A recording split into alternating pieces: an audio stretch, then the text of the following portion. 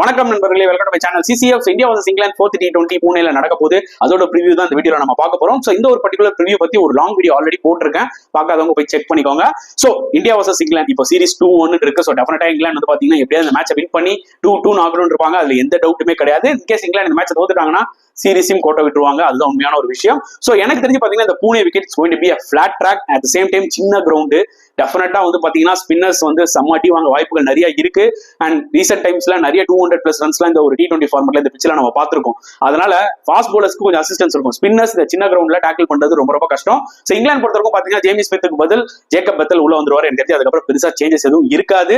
And India பொறுத்தவரைக்கும் பாத்தீங்கன்னா ring Singh ஃபிட்னு சொல்லிட்டாங்க. சோ ரிங்கு சிங் ஜூரலை ரிப்ளேஸ் பண்ணுவாரு. ஹர்ஷதீப் சிங் டெஃபினட்டா உள்ள வரணும் on behalf of Ravi Bishnoi. இந்த ரெண்டு சேஞ்ச் கண்டிப்பா பண்ணி ஆகணும். வாஷிங்டன் சுந்தரை எப்படி யூஸ் பண்ண போறாங்கன்றதை நான் வெயிட் பண்ணி பார்க்க போறேன். அண்ட் அட் சேம் டைம் என்ன பொறுத்தவரைக்கும் இந்த விக்கெட்ல டாஸ் இன் பண்ணி போலிங் இருக்கிறது பெட்டர் ஆப்ஷன் தோணுது. உங்களோட கருத்துக்கள் என்னன்றதை கமெண்ட் செக்ஷன்ல போடுங்க.